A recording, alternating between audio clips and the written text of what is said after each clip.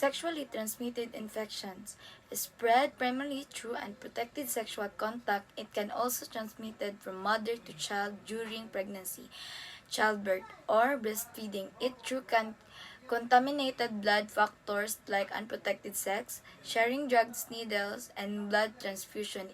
It increases STI risk. Symptoms often occur to the moist genital area where microorganisms thrive and can be transmitted via semen, vaginal fluids, or direct contact. How STI spread? Sexual contact, unprotected vaginal, anal, or oral sex with an infected person transmits microorganism. Mother to child transmission. An infected mother can transmit STI to her infant during pregnancy, delivery, or breastfeeding. Blood blood transfusion. In shared needles, unsterilized drugs, needles, or unscreened blood can spread STI. Body fluids. In direct contact, STI can spread through contact with infected semen, vaginal sex, secretions, blood, or other body fluids. Examples of common STIs. This is the example of protected and safe sexually transmitted disease. Sexually transmitted infection tips to lower your risk to developing a sexual transmitted infection areas. Abstinence or not having sex. Use a latex condoms whatever you're having and any kind of sex. Choose sex partners carefully. Get checked for STI regularly. Avoid alcohol or drugs before having sex. Learn to sign and symptoms of STIs. This is the example of unprotected STIs examples like this. Unprotected intercourse, blood transfusion, needle use, pregnancy. This is the example. Many people with STI are symptomatic, making screening crucial for early detection and prevention or complication. Certain STI pose significant risk to pregnancy outcomes, including preterm labor, low birth weight, and increased risk of stillbirth and newborn death. Many STI have no symptoms, so regular testing is important for early diagnosis and to prevent serious long-term health problems. It further spread. It important consideration no symptoms. Many people with an STI have no obvious symptoms, making testing essential for early detection. Transmission. STR can pass through sexual contact. It can also be transmitted from mother to her child during pregnancy, childbirth, or breastfeeding. Sexually transmitted diseases. From the word transmitted is the pass or transfer the disease from one person to another or during the unprotected sex without using safer sex options like condoms. And the sum of the common transmitted disease is like the HIV or AIDS. Nagkaroon tayo ng HIV or AIDS kapag tayo ay magkaroon ng contact sa may taong HIV o pagtatalik ng walang protection gamit ang condom. Public loss or crab loss is an insect that is an obligate ectoparasite of human, feeding exclusively on blood. The crab loss usually is found in the person's pubic hair. Usually get public lice from intimate person-to-person contact, usually sexual contact. Occasionally, public lice is spread by clothing, bedding, or sharing things like suklay. Public lice has been in existence as long as mankind. In order to live and reproduce, crab lice require human hosts. Public lice belong to the Arthropodrylum and a species of insect. With their crab-like bodies. Crab lice are perfectly designed to live on human hairs. Public lice have shorter and wider bodies than head or body lice. They are large from close, which allows them to attach on hair strands. That's all. Genital herpes, a sexually transmitted disease (STD) caused by the herpes simplex virus (HHV). Ang genital herpes ay isang sexual transmitted infection (STI) na sanhi ng herpes simplex virus (HHV). May dalawang uri ng HHV at HSV-2. Ang HSV-2 ay karaniwang sanhi ng genital herpes, ngunit ang HSV-1 ay maaari ring magdulot ng genital herpes na may pamagitan.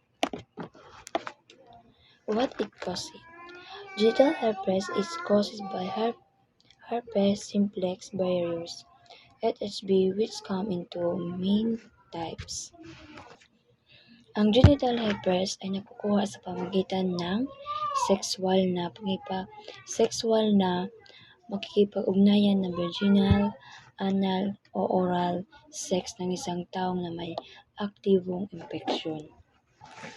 HSV-1 herpes type 1 usually causes cold sores around the mouth but can also infect the genitals through oral sex.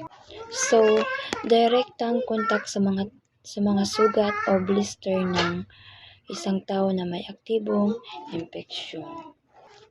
HSV-2 herpes type 2 more commonly causes genital infection. So, pagbubuntis o panganak, maaaring paipasa ng isang buntis ang virus sa kanyang sanggol na panahon na panganak. The virus stay in the body permanently and can become dormant, inactive for long periods before reactivating. Transmission, how it spreads. HSV spreads through direct contact with an infected person. So, ang HSV-1 ay isang uri ng virus na karaniwang sanhi ng cold sores o fever blister sa paligid ng bibig o labi. Maaari itong magdulot ng genital herpes sa pagitan ng oral genital contact. HSV-2 can spread through kissing or sharing items like show utensil or lip balm. Ang HSV-2 naman ay pangutahing sanhi ng genital herpes. Ito ay karaniwang nakukuha sa pagitan ng sexual na makikipag-ugnayan at nagdulot ng mga sintomas tulad ng sugat o blurred genital area. Many people have two symptoms, but when symptoms occur, they can include,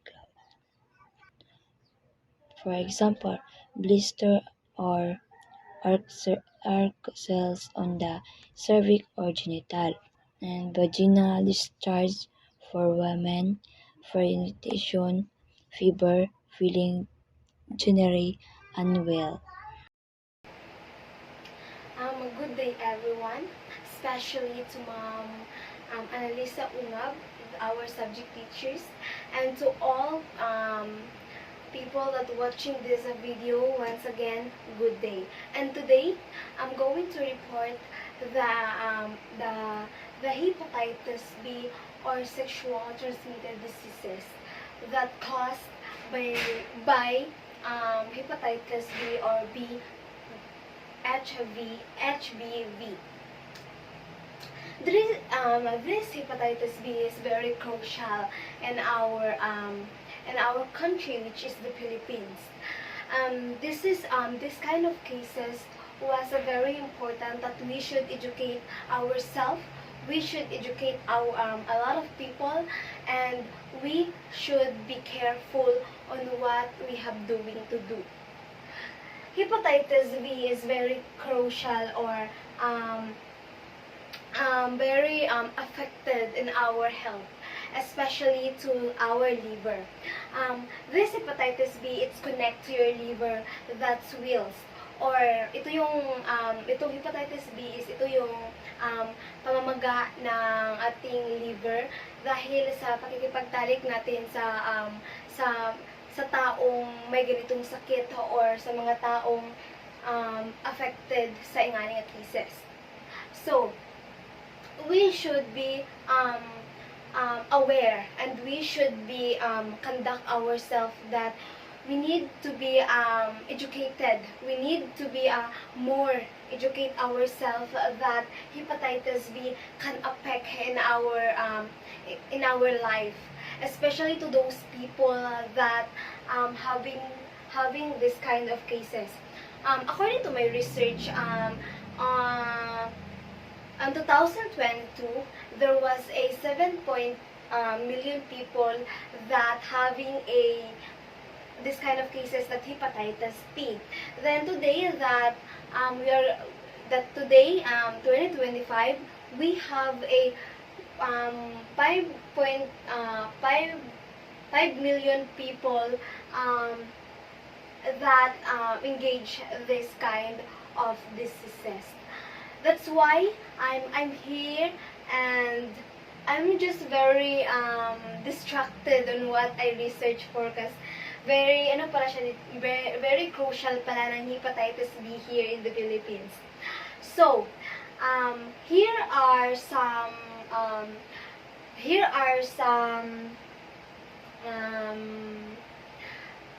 infection or mararamdaman natin during, or malalaman natin that we have a hepatitis B na sakit. So first is magkakaroon tayo ng liver. That should be in case that our health is not normal, especially to those people that have this kind of cases. Then the second one is we have a loss of appetite. O minsan nakakaranas tayo ng loss of appetite if ang taong yun is may sakit na or may karamdaman ng hepatitis B virus. Then, nakakaroon na tayo ng joint pain or pananakit ng ating mga buto. Then, the fourth one is the tiredness, or napapagod tayo, or mas madali nating napapagod tayo kung ano ang ating gawin, or kahit wala tayong ginagawa, madali tayong mapagod. And the fifth is abdomen, o pananakit ng ating tiyan. Then the lastly is jaundice. Ang jaundice is ito po yung paninilaw ng ating katawan, especially to those people na may sakit na hepatitis B virus. And hopefully may natutunan kayo sa aking report, and that's all for today's. Once again, good day. So now, we'll proceed to chlamydia. So chlamydia, as known as chlamydia infection, or is an STI. STI, which means sexually transmitted infection, caused by the bacterium Chlamydia trachomatis. It can affect both men and women and is often asymptomatic, meaning many people do not notice any symptoms. If left untreated, chlamydia can lead to serious health complication, particularly in women, including infertility. Fortunately, it is easily treated and cured with antibiotics.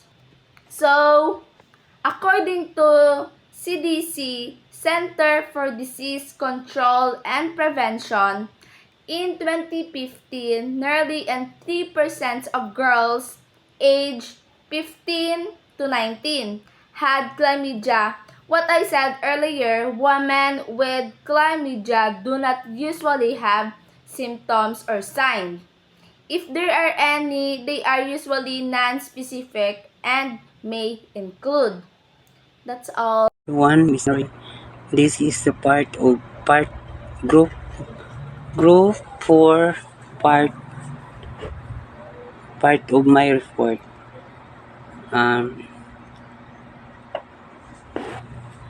Chancroid or is a bacterial sexually transmitted infection or STI caused by Haemophilus or Docracy.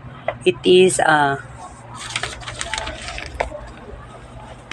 characterized by painful genital ulcers or sores. This is the causes of chancroid. Chancroid is usually treated with antibiotics. Dapat kailangan po nating maagapan ang mga sexually transmitted infection. Dapat kumonsulta po tayo kaagad para maagapan ang ating sakit or infection nito.